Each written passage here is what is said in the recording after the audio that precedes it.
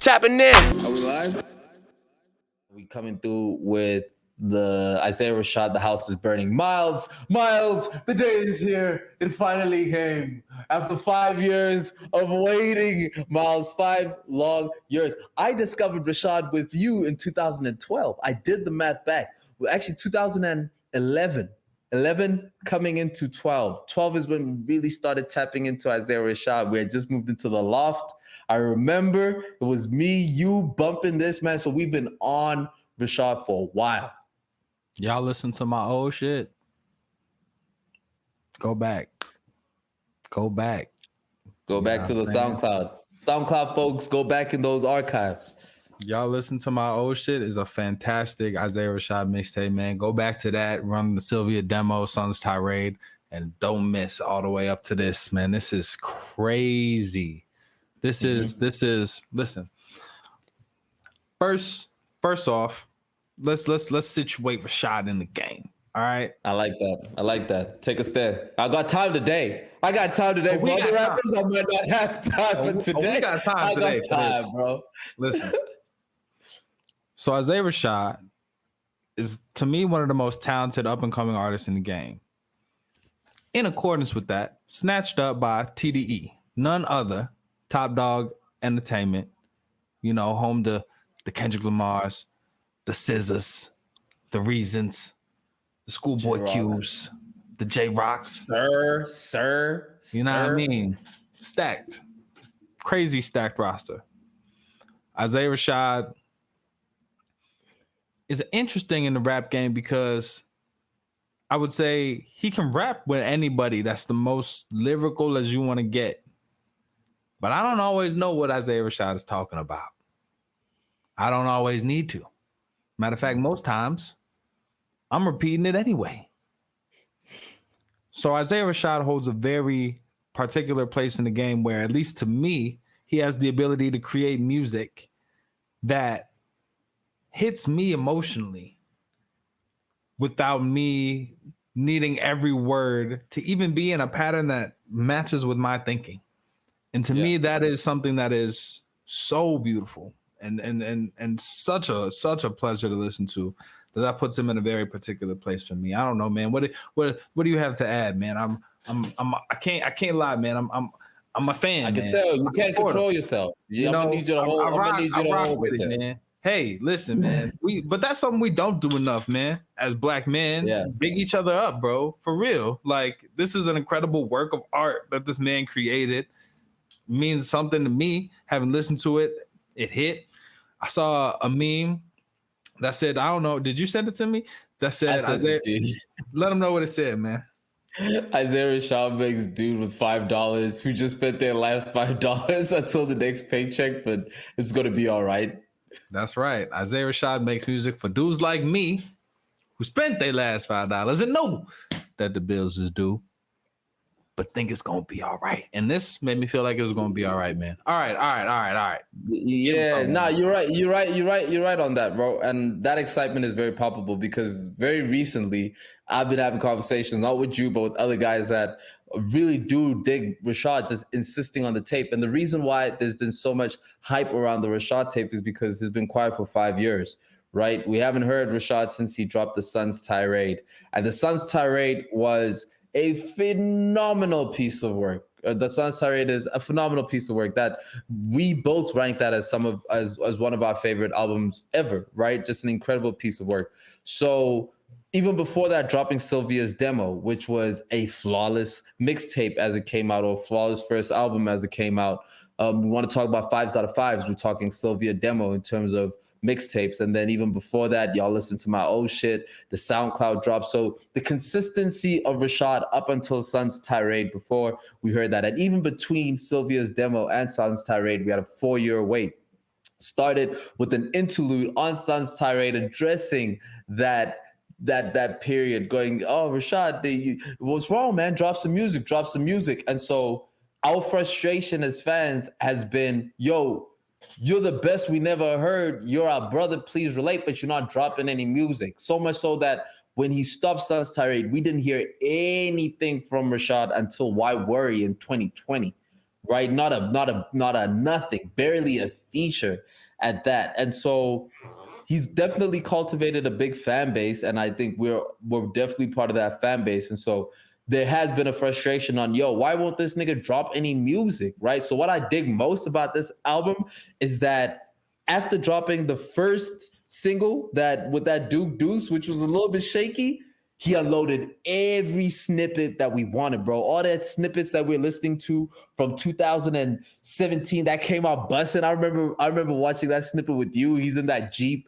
just with the dreads. And for those snippets that we all dug so much to sound relevant now, some of those snippets are years old. That came out busting is years old, right? That running is a while back, and for that to come out now and still sound so fresh and so relevant and so dope, man, this is dope. So much pressure delivers. I really appreciate the perspective of somebody who's been like following so closely that you caught all the snippets and can recognize them in the album.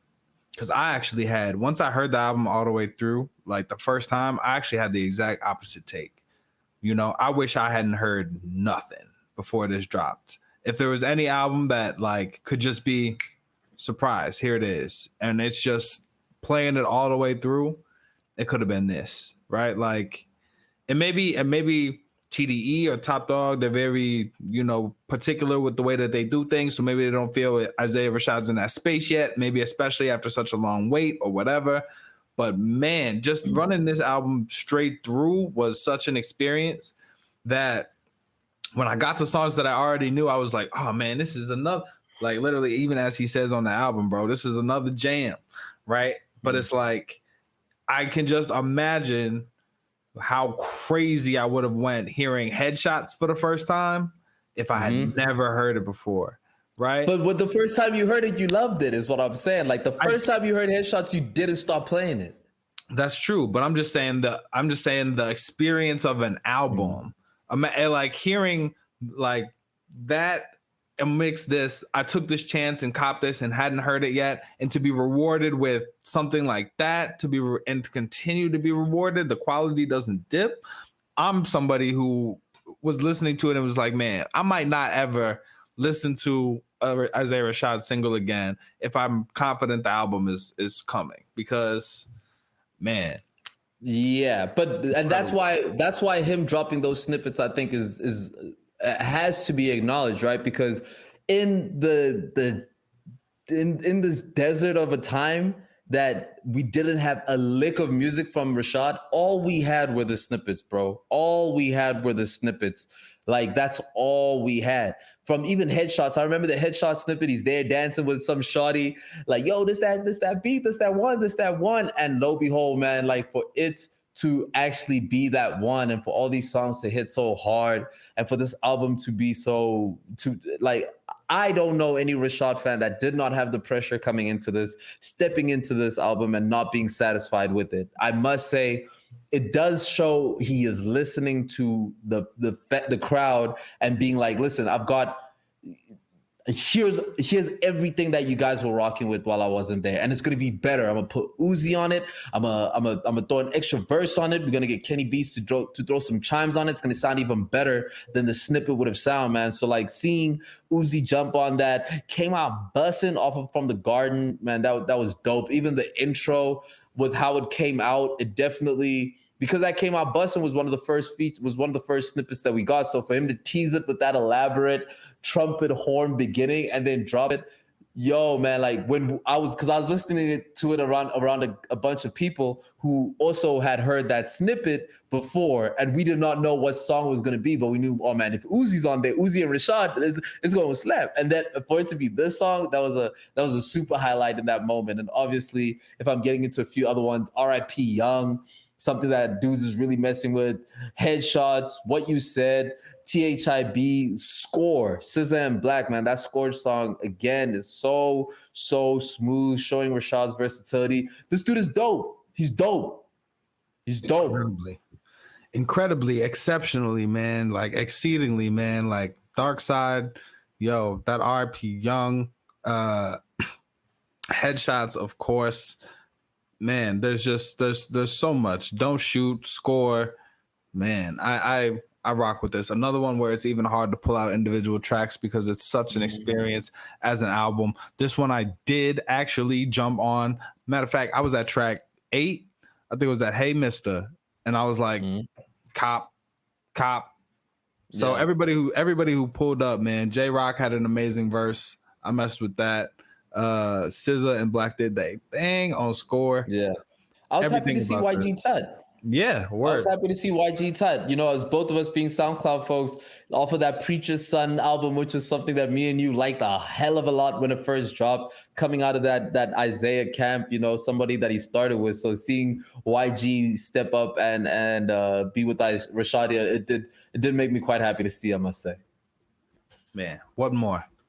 What more could you want, man? This man in pre-production was talking about he wants the deluxe. He's ready for the deluxe already. I don't think that's how TDE works, man.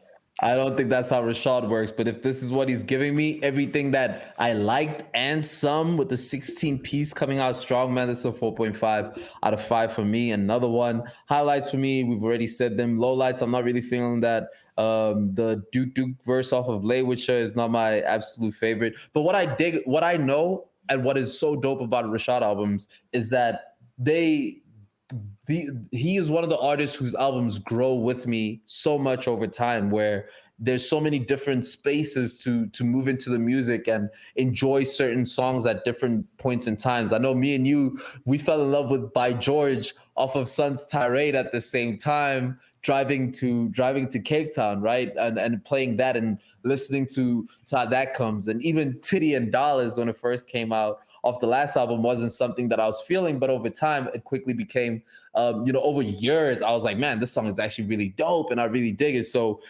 I appreciate that Rashad always leaves that space for music to grow. Already, when I heard the score the first time, I wasn't digging it like that, but then I heard it again in a different setting, and I loved it. And it just looks like there's a lot more. There's going to be a lot for me to keep going into and finding. I think Rashad off of releases is 3 for 3. This is 4.5 out of 5 for me. Another 5. 2 5s today. Unprecedented. My brother- Never happened my again. brother's generous. This is the double 5 deluxe. You dig me? Drop bombs, bro. Drop You know what bombs. I'm Drop saying? arrows. And I'm just so happy there's nothing like new music dropping in the summertime, man. So